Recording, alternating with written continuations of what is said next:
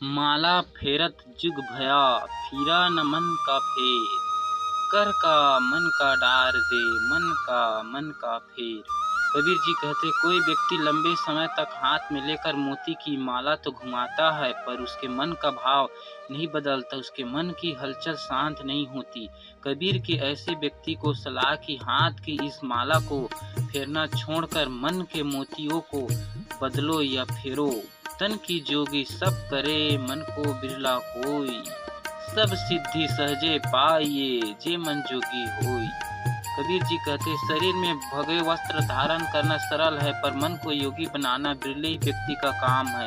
यदि मन योगी हो जाए तो सारी सिद्धियां सहज ही प्राप्त। कबीर भक्ति दान किया नहीं, अब रह काश की ओट। मार पीट प्राण निकाल ही, जम तोड़ेंगे होठ। कबीर जी कहते हैं, न गुरु किया, न भक्ति और न दान धर्म किया, अब किसकी ओट में बचेगा। यम के दूत मार पीट करके प्राण निकालेंगे और बिना विचारे चोट मारेंगे, यानी बेरहम होकर पीट पीट कर तेरे होठ फाड़ेंगे। होठ फाड़ना बेरहमी से पीटना अर्थात निर्दयता से मारेंगे। कहाँ से आया कहाँ जाओगे, खबर करो अपने तन की। कोई सद्गुरु मिले तो भेद बताए, खुल जाए अंतर खिड़की। कोई सद्गुरु मिले तो भेद बताए, खुल जाए अंतर खिड़की। कबीर जी कहते हैं, जीव कहाँ से आया है और कहाँ जाएगा। पंडित और मौलवी इसका जवाब धर्म ग्रंथ से देते हैं। कबीर साहब कहते हैं कि इस प्रश्न का सही जवाब चाहिए तो किसी सद्गुरु की मदद लो। जब तक अंतर आत्मा से परमात्मा को पाने की कसक नहीं उठेगी, तब तक जीव को इस सवाल का सही जवाब नहीं मिलेगा कि इस दुनिया में वो कहाँ से आया है और एक दिन शरीर छोड़ने के बाद कहाँ जाएगा।